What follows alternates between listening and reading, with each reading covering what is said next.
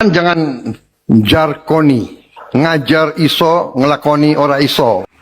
Ini perkataan presiden sendiri tentang jarkoni. Iso ngomong, ora iso ngelakoni. Ya dia sendiri. Mari kita saksikan. Untuk apa kita punya NKRI kalau kita tidak bisa memberi yang paling dasar dari sebuah peradaban? Anjing. Picak matamu, asal Goblok. bajingan gue. Yang nyinyir biar. Matamu basah. Ini ngomong-ngomong sopan itu. Assalamualaikum warahmatullahi wabarakatuh. Selamat datang kembali bersama kami di channel Pabrik News. Sebelum kita melanjutkan beritanya, minta dukungannya untuk saudaraku semuanya untuk channel ini dengan cara like, comment, subscribe, dan tekan tanda lonceng agar channel ini tetap bisa menayangkan berita-berita yang bermanfaat, memberikan pengetahuan kepada kita semua. Baiklah saudaraku semuanya, kita lanjutkan berita-berita yang viral berikut ini. Ini presiden yang paling banyak dibully, diolok-olok. Presiden yang paling nggak ada wibawanya di hadapan masyarakat gitu. Ini menurut saya, saran saya bagus ini presiden lebih baik nggak usah pidato dulu supaya teduh. Jangan-jangan nggak ada demo nih kalau berhenti Prabowo pidato, mudah-mudahan nggak ada demo ini gitu. Jangan-jangan karena pidato yang salah terus ini. Kan menurut saya diksi frasa Presiden Prabowo tolonglah diperbaiki tata kelola bahasanya, diksinya. Kan begini, ngapain harus menggunakan bahasa sampai nyenye sampai menjulurkan lidah sampai mocking, kritik gitu, ngapain gitu? Ngapain harus pidato biar anjing menggonggong kapilah berlalu, ngapain gitu? Itu nggak lucu gitu loh. Sebagai kepala negara, ngapain harus bilang dolar nggak pakai di kampung? Ngapain harus pergi Anda ke Yaman? Ngapain ini mahasiswa didukung oleh koruptor ini? Ada kemarin apa itu namanya? Ya, anti asing. Nggak perlu.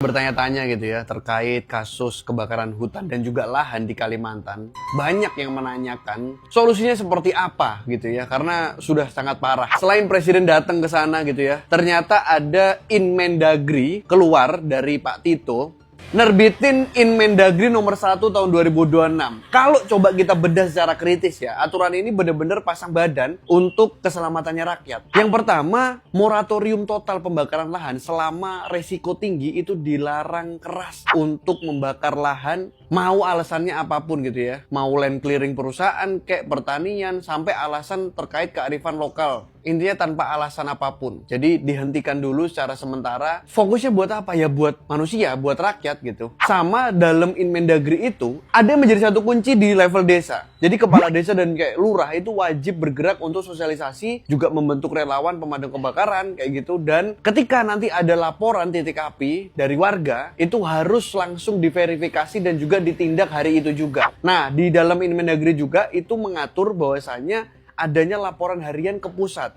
Jadi daerah berstatus tanggap darurat itu wajib melapor perkembangan tiap hari itu ke Mendagri. Artinya apa? Dari sisi mitigasi Pemda dan juga penanganan darurat, instrumennya udah dikunci sama peraturan Kemendagri ini. Tapi jujur aja gitu ya, sebagai masyarakat yang juga merhatiin isu ini, saya tetap kepo gitu sama satu hal gitu. Menteri Kehutanan Raja Juli Antoni ini kemana gitu? Mendagri udah ngeluarin ini Mendagri gitu kan, udah pasang badan gitu buat aturan di daerah. Tapi untuk penegakan hukum dan juga mencabut izin perusahaan-perusahaan yang nakal, itu kan ranah utamanya di Kementerian Kehutanan gitu ya. Masa iya urusan koordinasi lapangan dan aturan ketat begini, Mendagri juga yang harus pasang badan dulu.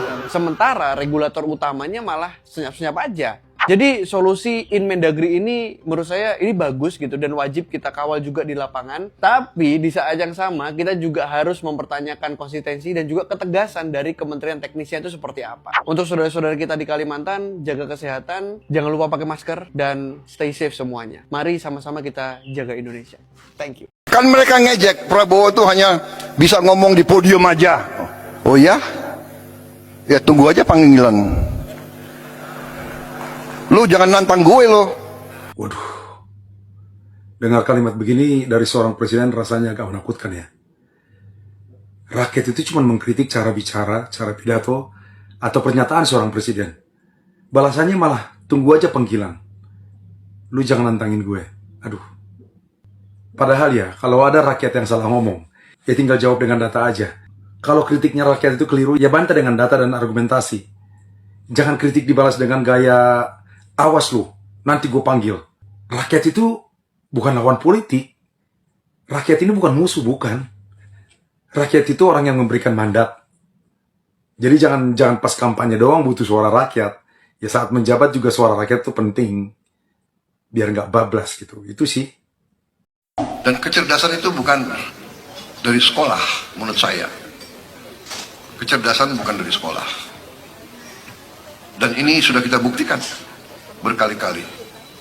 Hari ini, sekarang kita buktikan lagi.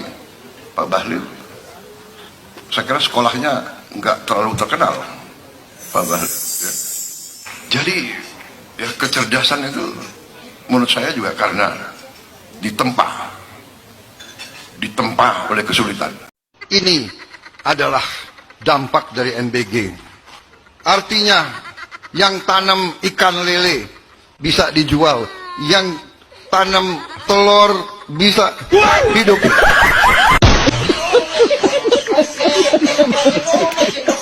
Yang senang itu media nungguin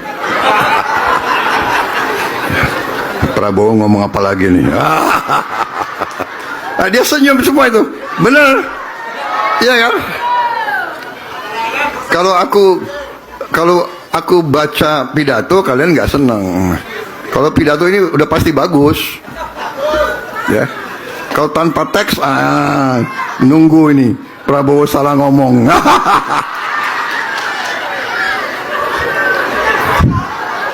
Nggak ada urusan, ya. Karena saya bicara dari hati saya.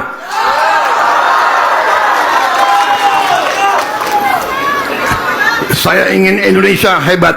Saya ingin Indonesia rakyatnya makmur. Saya ingin rakyat yang paling miskin senyum karena dia ada harapan. Saya tidak ingin lihat rakyat miskin. Saya tidak ingin lihat anak-anak lapar.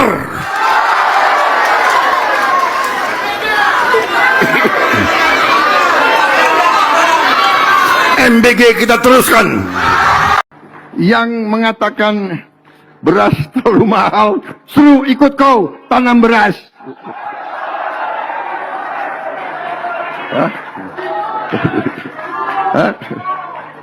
Kalau petani beras nggak boleh dapat penghasilan yang tinggi, ya suruh mereka tanam padi sendiri. Cabai naik, rakyat suruh nanam cabai. Nanti beras naik, rakyat suruh nanam padi. Yang saya khawatir kalau telur mahal, apa rakyat suruh bertelur itu? Pak Presiden kita itu kalau pidato selalu aja ada yang lucu. Saya suka tidur di mobil. Jadi suatu saat saya lagi tidur di mobil, tahu-tahu karena hujan keras di luar, saya tidur, tahu-tahu tek, tek.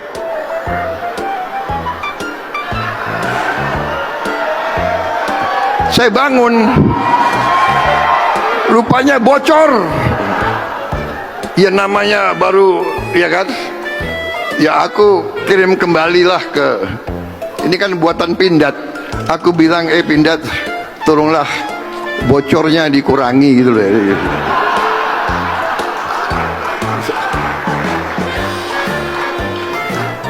Habis itu pakai mobil dia naik gunung, geredak, geredak, geredak, geredak. Tapi geredak nggak apa-apa.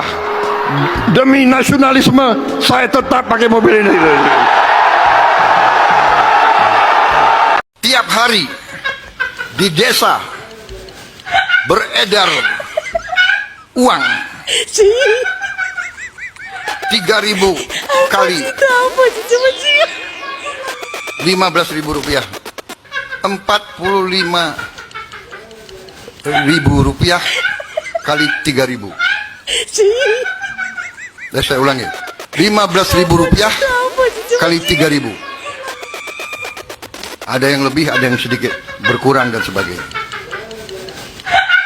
3.000 kali 15.000, 45 juta rupiah tiap hari. Tiap hari. Dan di situ adalah 5 hari seminggu kali 4, 20 hari kali ambulan udara, dokter terbang. Ini apa ini? Nih guys. Untuk itu kita juga akan membuat ambulans udara dengan helikopter, dengan pesawat kecil yang bisa mendarat di lapangan-lapangan rumput, di lapangan-lapangan pasir, bisa mendarat di pinggir sungai, supaya tidak ada rakyat kita yang tidak bisa dievakuasi kalau dia sakit. Kalau perlu, dokter yang terbang ke tempat rakyat sakit keras atau menghadapi bencana. Saya mendapat laporan banyak ibu-ibu yang meninggal karena harus menempuh jalan 7 jam sampai 9 jam pada saat melahirkan. Pada saat sudah waktu mau pecah, harus 9 jam karena tidak ada jalan yang baik, karena jembatan tidak bagus. Akhirnya banyak ibu-ibu meninggal di daerah-daerah yang tidak jauh dari ibu kota. Untuk itu kita harus mencari terobosan inovatif. Salah satu jalan adalah ambulans udara, bahkan nanti juga tim dokter terbang. Kok malah mirip cerita Doraemon ya? Nggak sekalian aja pakai baling-baling bambu biar bisa terbang semua. Dokter terbang. Orang miskin mana sih yang bisa mengundang dokter untuk datang ke rumah itu? Jangankan mengundang dokter datang ke rumah, kita datang ke rumah sakit aja pelayanannya kadang nggak sesuai ekspektasi itu loh. Banyak pasien yang terabaikan, apalagi nyuruh dokter datang ke rumah. Tapi sebenarnya gua tahu kalau maksud presiden itu baik, agar pelayanan kesehatan itu bisa terlaksana dengan cepat, makanya perlu akses yang cepat. Tapi kalau jalan rusak, jembatan rusak, itu ya diperbaiki, bukan malah semua suruh terbang karena jalannya bagus. Itu bukan cuma mendukung ambulan untuk lewat dengan cepat, tapi aktivitas warga itu bisa terlaksana dengan cepat. Dengan adanya jalan yang bagus, jembatan yang bagus, anak ke sekolah bisa berangkat dengan nyaman, dengan cepat. Ini bukan soal ambulan cepat, apalagi yang paling penting, kalau jalan itu bagus, mobil MBG itu bisa lewat dengan cepat. Jadi distribusi makanan itu bisa terlaksana dengan cepat, nggak kayak gini. Jadi supirnya harus dorong-dorongan karena jalannya rusak. Kan kasihan kalau kayak gini. Anak-anak nunggu ke sekolah itu kelaparan itu loh, karena mobil MBG-nya tersendat akibat jalan yang tidak baik.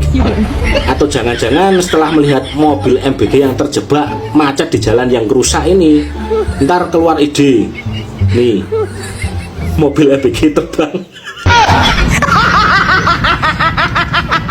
Dapat laporan ini, Prabowo langsung putuskan bikin ambulans udara.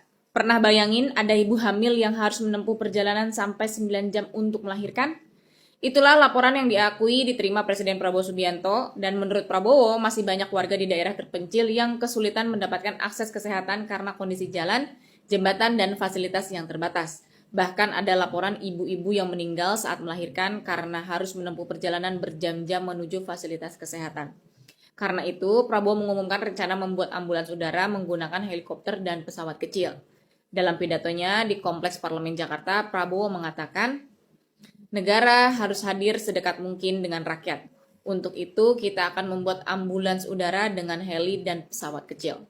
Menurutnya, ambulans udara ini nantinya bisa mendarat di lapangan rumput, pasir, hingga wilayah yang sulit dijangkau kendaraan darat, agar pasien bisa segera dievakuasi saat kondisi darurat. Tak hanya itu, Prabowo juga membuka kemungkinan menghadirkan tim dokter terbang yang bisa langsung mendatangi pasien di daerah terpencil dan wilayah terdampak bencana. Kalau program ini benar-benar terwujud, menurut kalian apakah ambulans udara bisa menjadi solusi untuk mengatasi kesenjangan layanan kesehatan di daerah terpencil di Indonesia?